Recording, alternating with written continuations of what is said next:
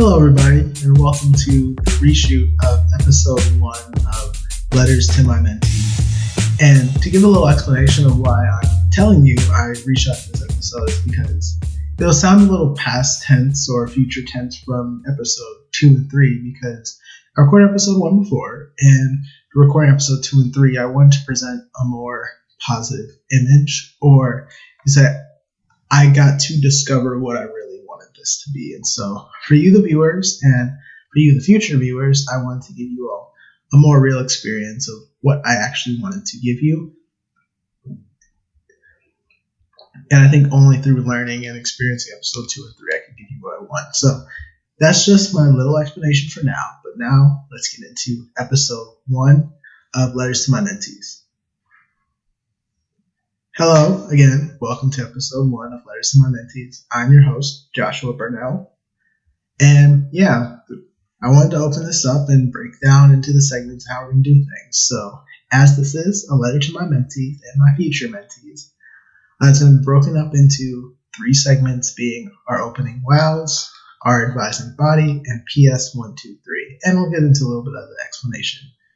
But I wanted to open up with the opening wows. And so the reason it's called this is because all letters begin with an opening statement to set the tone, to really give an explanation of what this letter is going to be about, as well as just to kind of give a greetings or salutations. And so the wows is words of wisdom, because again, this is a mentorship, me helping you grow and me connecting you with people who can help you grow and inspire you. So the opening wows are opening words of wisdom. So today, my opening wows comes from something I was watching a little earlier. As you know, or for those who know me, I am a blurred being, black nerd, and blurs, I came up with this acronym a while ago that blurs love math, being music, anime, tech, with some humor. It's a joke of mine, but I am an anime fan, and I was watching Shaman King earlier today. It's a reboot. It's 2021. The original anime came out in 2004. That's a 16-year wait. That's some patience. But to give you a little explanation, to just get in the quote. The quote or words of wisdom for today is, "One must first believe in his own abilities. Faith is the source of all power. Strong bodies and grand ideas are born from it." And I believe this rings true in all senses of the word. We have to first understand, who we are and what we want, and there comes a level of dedication we need to pursue it, right?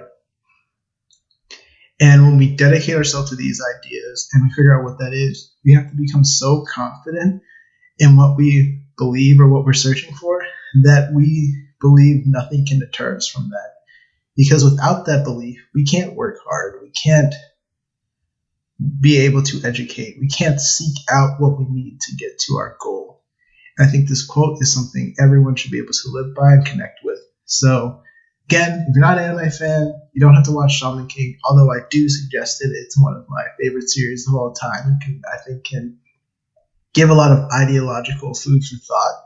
But if you're just into learning quotes or great words of wisdom, I think this is something you should add to your quote book or daily affirmations. So again, the quote is, "One must first believe in his own abilities. Faith is the source of all power. Strong bodies and grand ideas are born from it." So yeah, that's your words of wisdom for today and your opening wow. So now we're going to move on to our middle segment, which is called the advising body. Again, these are plays on mentorship and this being a letter to my mentees. But yeah, the advising body is where I really want to get into the meat of things. And so each episode, I try to focus on having a guest with us. And when I have this guest, this will break down into their philosophies or where they go or why they do what they do and actually tell you what they love. So yeah, I think getting to know that can really inspire people because I always loved hearing other stories and knowing that story, even if it didn't necessarily connect it to me, I knew of a person or place or thing or something I could take and learn from it that would help me grow in the future. And I think everyone needs to know that. So to get into the advising body, today, episode 1, I'll be introducing me, your mentor, and why I started this. So when it comes to why I started this, right? I was always told growing up through things like 100 Black Men or Nesby or just my parents, there's a key philosophy and understanding that what they see is what they'll be. And the concept of this comes from your experiences, or what you're able to experience from others can really propel you forward and stress the limitations of what you can be. And I found that through being in a place of success, of seeing my parents who didn't come from the best of backgrounds, but they were able to elevate from their previous status and move my family trajectory forward, and from the people around me. I grew up with a family next door whose father was an ER doctor and their mother just recently started another business, or the occasional ones where the dad's in finance and the mom is a huge HR manager. And so when you're able to witness that in your life, you're able to create new, I'm not going to say ceilings because I've learned to not believe in those, but new heights to which you think is minimums of where you think you should be able to reach. But a lot of people don't have that access. A lot of people don't get to meet those in person. And as I've seen these podcasts do, they've been able to show people that there's a new ceilings and create this connection in others' personal lives. And I wanted to do that with people. And I really wanted to focus on not only doing that with myself, but sharing others. I think there's a great need for diverse perspectives, especially in my community, being the African American community. In this current day and age, I see a lot of emphasis or growth placed, especially in our community, on entertainment and entrepreneurship. And I don't say that's a bad thing. I think entertainment is for everybody and entrepreneurship is for everybody. However, when those things aren't based in something else or love of something, I think that's where we kind of get confused. So with business owners, right, I think there has to be a passion there in entrepreneurship. I mean, you can do whatever you want, but a great conversation I had this week was there has to be more than just work, more than just money. And when you love something, I think that enables you to, again, create a business, not purely on profit, but on fulfillment. And what I want to go to is I've met tons of people who have their own interests and have been able to elevate that to career. I've met future or current rocket scientists, heads of investment firms, future and current veterinarians, doctors, and I wanted to be able to share their stories with you and why they love it, because it's okay if you want to create a business. It's okay if you want to be the next big rapper or football player or athlete. But I do think there are others out there who have an interest and they want to see some representation. So I wanted to give that to them in the form of a podcast and create this diverse range of role models that look like them, who went through similar things with them, and can show them that the way something is portrayed in their daily life or that they're not exposed to can give them some sort of growth. And then lastly, I just, again, wanted to open up the scope, give diverse perspectives, because I think there is a huge focus or a limited perspective on what people can do. And I wanted to share all the unique people I've gotten to meet or unique roles out there that people can fulfill. And when they have that interest, they're able to connect that interest to someone who's already attained it and say, I want to go higher than them and I can do it because they've set the bar and now I'm going to get over it and raise it. So now that I've showed you why, I wanted to share a little bit of me so I could introduce myself as your mentor in future. So to get into me, I'm Joshua. I was born in Lansing, Michigan, raised in Ashburn, Virginia. And for fun fact, being a Michigan native or natively born Michiganian, I don't know if that's the proper word. Funny enough, I wear shorts year round, mostly in the South, and that's because I don't get cold. That's just a fun fact about me. But currently, I'm in an operations rotational program in a medical device company. And the reason I'm here is because I have not discovered exactly where I want to go. And I want you to know that's okay. And the reason I got to this point is I went through so much of my life knowing exactly what I wanted to do. And I've done crazy things such as worked with teams in Israel on heart valves or consulted people in Brazil on how they should create an education program for vocational education of the workers, or done academic research at a top research institution in the country. But I think when I got all those opportunities, it's not to say I didn't feel fulfilled.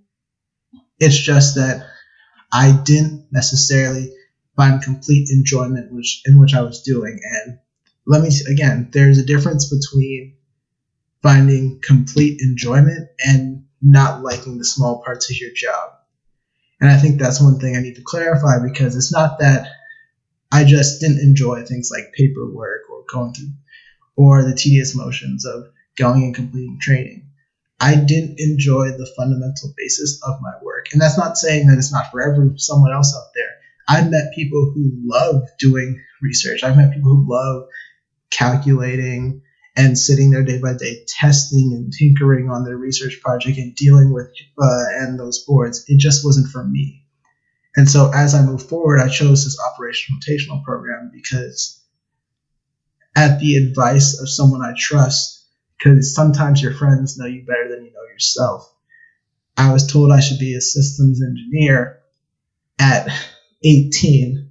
I ignored that reality until finally, I think, I turned 21 and started thinking, maybe I should try this. So this program gives me the opportunity to see different realities. And I think the reason I'm able to make this shift or do it is because of the work I put in early and the connections I've made. I've made connections within my field, knowing VPs of these medical device companies, or having those connections of people who know someone here, know someone there, and I built a brand for myself that's built on connection and hard work and inspiring others. And I think that's allowed me to make the shift. But in the meantime, right, that's my mainstream career goals in a sense. I do believe in that time when I had to kind of go through this rediscovery, I started to realize the things I really enjoyed and loved. And I think the two things I could focus on and that I always talked about was two being mentorship building and, as I mentioned before, connections and understanding people. And so what I mean, I'll get into these two things very quickly. Mentorship is something I always loved from a young age, even though I had like passion or I was interested in like debate or robotics. I didn't necessarily, I'm not going to say I didn't enjoy the technical work, but I remember in debate, like I loved training the next group of debaters more than I loved actually debating myself at a certain point, because I could influence the next generation and build on my knowledge, because they say those who can't do teach. And I agree with that to some point of view, saying that those who can do can't teach all the time, and that you can be the best at something but not be able to communicate to others. But sometimes you being just good or great at something, but if you can communicate greatly to others, can create the next person who's at the top of their game. And I always loved that philosophy. And so with me, I spent more time in college. I think sometimes putting my mentee's success first, in the sense of like I'd ignore conversations. Once I got my resume to a certain degree, I'd spend more time looking for their career opportunities or putting them in places to where they could succeed. But I had mentees who are interested in aerospace, and the amount of information I know about the aerospace industry, and some of that's due to my school, but other times it's due to just pure interest of knowing people who want that for their dream, and seeing how I could use my personal network and my ability to understand the material to get them where they wanted to be. And I think that flows into my connection building. I loved building connections throughout multiple diverse experiences, because when I was able to meet the VP of something like Lockheed Martin or meet the VP of an investment firm, I'm not saying we connected on what our goals were, our dreams were, but learning from their hard work and being able to take something from their story, I think is something everyone should learn to do, because when you're able to see someone for what they built from themselves and grow, you can start applying their principles to your own life. Or better yet, once you apply those principles, you can help put someone else in the position to where it better fulfills their own dream. Because if something doesn't work for you, why just take the opportunity that could be better suited for someone else, right? I'm not the biggest proponent of taking something I don't enjoy. And I actually got told this by a recruiter of mine. I was interviewing for this car company, right? And from like the first moment, he picked up on like, you don't love cars, do you? I'm like, it's there. And he said, I'm not going to hire you. And I'm like, okay. I'm like, you're great. You know a lot. But if you don't love this, I don't want you working for me because you're not going to give it your all. However, I took that opportunity to say, hey, if you don't love me, there's a guy who actually wants to do what you do. And I can have him here in 30 minutes. Just let me give him a quick phone call. And he said, fine, that's better. And funny enough, after that call, I called my friend. He was there in 30 minutes. And he worked there for the next year. Got a full-time offer. And he enjoyed his time there. And so I think I enjoyed the experience of being able to put someone on, as some would say.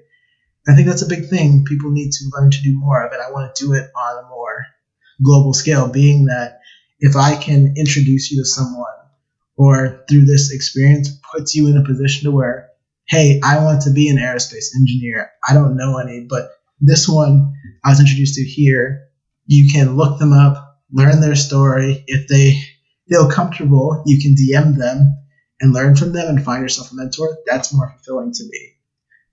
Because, I think that aligns with my goals. And so where does my future go? I'm still interested in the medical device industry right now. And so I'm trying to figure out what role that is. I'm currently doing project management in my rotational program. I'm not going to say I love it or hate it, but that really is due to I'm only 6 weeks into my career and I made a big shift. So I have to learn how to accept that. And so I'll have 3 more rotations doing something completely different. And from there, I'll be able to find where I want to go.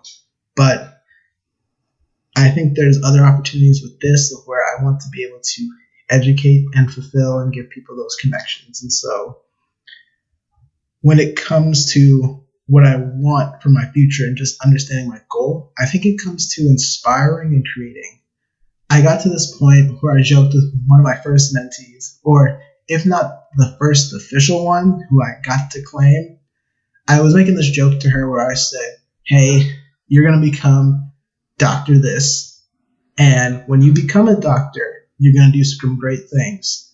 And what I want from you is your first book can be dedicated to whoever you want. That's your first book. That's your firstborn. You can claim that and give that to whoever you want. However, your second book, your second literary child, I'm going to need the acknowledgments. I'm going to need something in the front of the book. I need dedicated to. I don't need to mention the prologue. I need something because I want to. It was a little bit of a selfish thing, but I wanted it to be known, or I wanted her to know I want to impact your life in such a fundamental way to where I can change it, and I want to make myself so memorable to your success or leave such an impact that your life is completely different. Would be completely different if I wasn't there. And that's not out of a selfish thing or legacy thing. I just wanted to see her succeed by any means. Well, not by any means necessary, by whatever I could do for her, I wanted to do. And so I developed this mentality of I can have a great biography myself, which I definitely think I will. That's just speaking it into existence. But I also want to be featured in 100 biographies of the greats, because I think it's one thing to live on in your own story and people know that.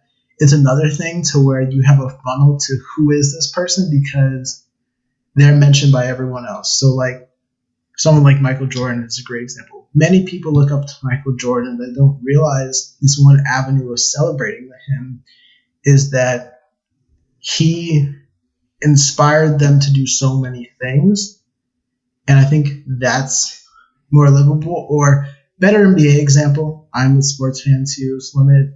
I think Ray Allen is a great example of being this because Ray Allen was on so many teams. It allowed so many teams to use him as a spot-on shooter. And I think people don't realize how big that is because when he played his role, some got rings of it. Some were able to look good because they got assist numbers.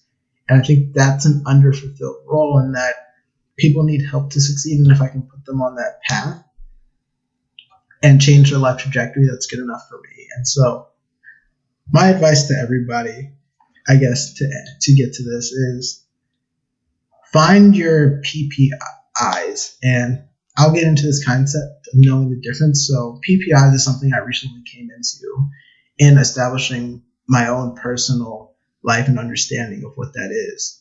It's purpose, passion, and interest. So when we talk about purpose, that's your life goal. What do you want to leave and what you want to do? Talk about passion. That's what you love doing for your purpose. So like the things you do. And then your interests are your temporary feelings of what you want. So like me, I think my purpose going forward is to inspire others and put them and change their life trajectory. My passion right now is in my work world, it's creating or like operations, and that's working towards making things better and helping people get where they need faster and creating these better systems. And that interest is medical devices. And I think the reason why I say that's my interest is because I've changed and seen that change in my life. I've went from wanting to do finances to doing renewable energy, and now I'm in medical devices. I love, and that's my interest, but I know that may change or it may shift more towards education.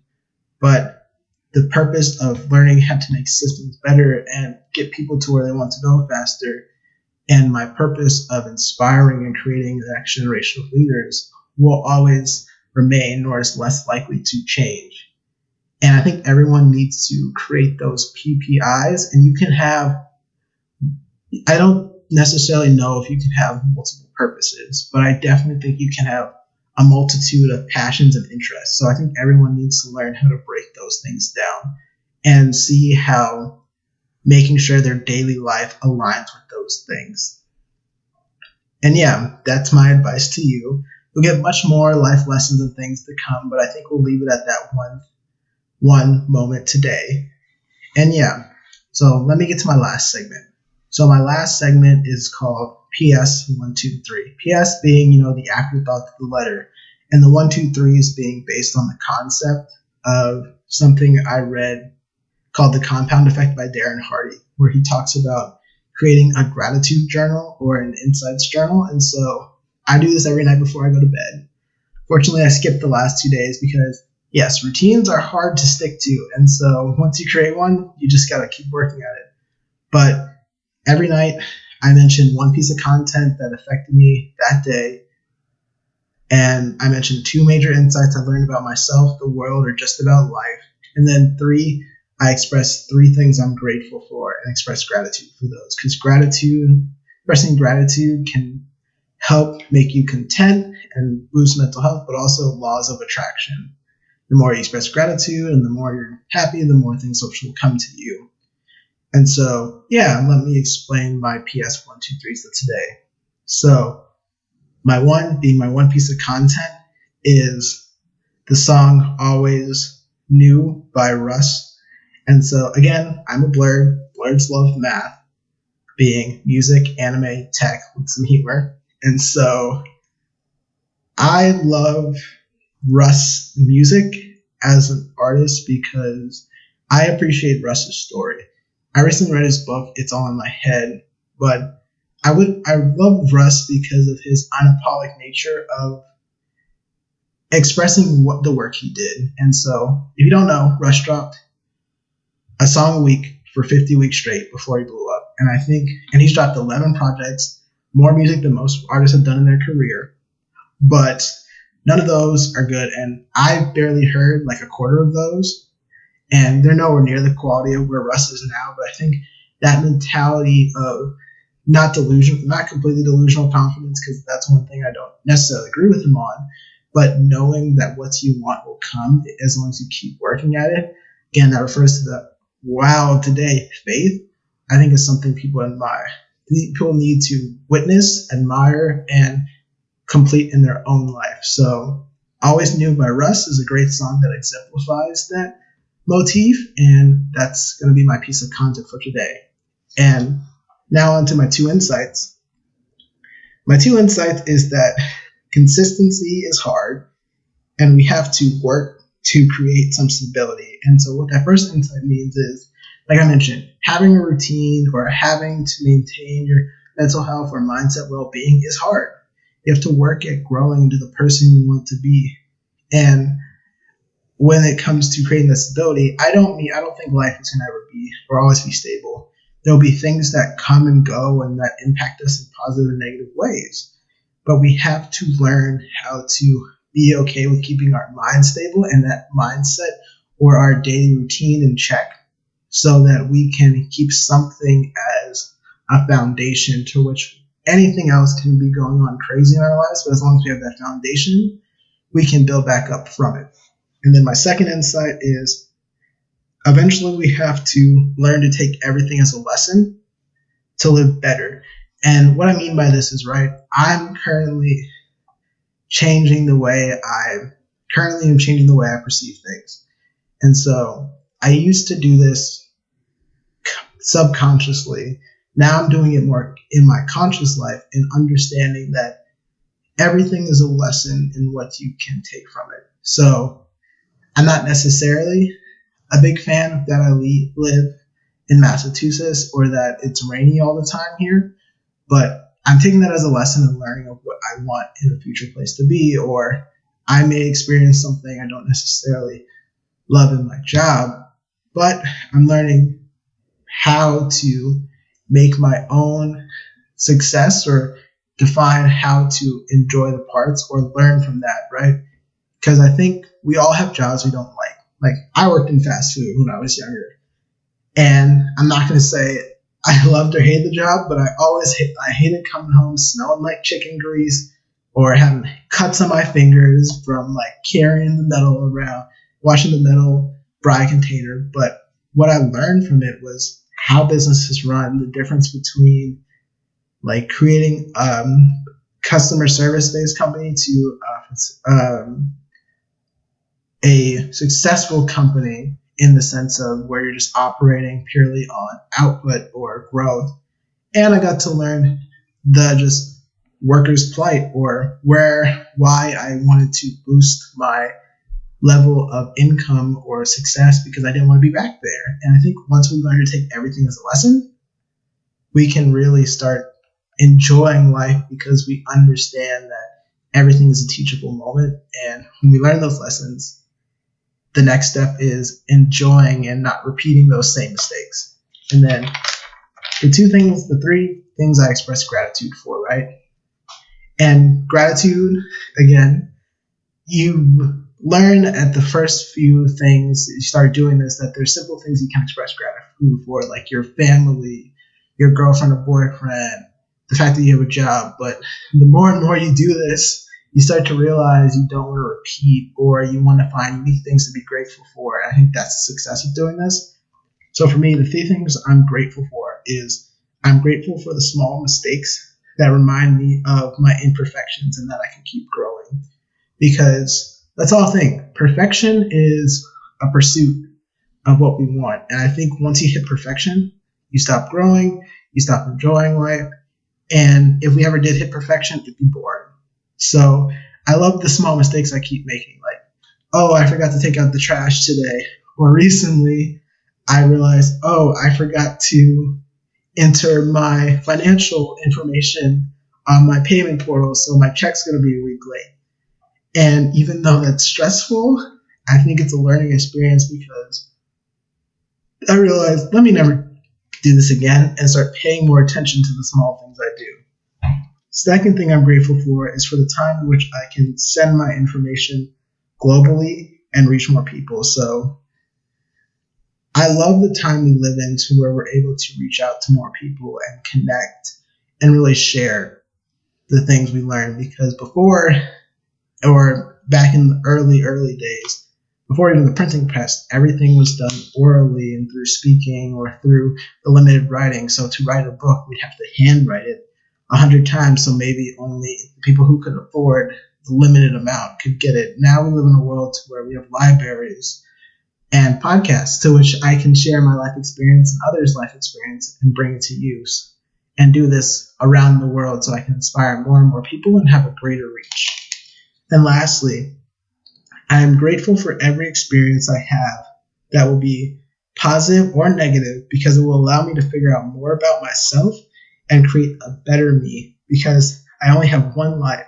So why not experience all things possible? And I mentioned both positive and negative because from those experiences, we can learn what we like and what we don't like. And it may sound like a cop-out from the first one and that they're similar, but no, the difference is small mistakes are one thing, but the things we learn from lost loves, failing a test, working somewhere we don't want to work, is that we learn what we want. And so, like in small example cooking, right? I have made some horrible meals, some that have made me throw up or be sick for a day and a half. But from that, I was able to learn these things don't go together. And I've learned to grow as a cook, blend fruits and meats together, make great pairings. I'm getting into making meals faster and more obtainable. And so that's only one instance. But I think once we learn to appreciate both the negatives and positives for what they are, life becomes such more grand, because if we only experience good, we can have nothing to compare it to. So if we only experience good, how can we ever know if something's great? And yes, that is the end of episode 1. Please join us for further episodes. You can find us on Spotify, YouTube, Stitcher, Apple Podcasts, or wherever else you listen to podcasts. And remember, continue to listen, continue to grow, so hopefully I can one day share your success story on this platform. Thank you and have a good day.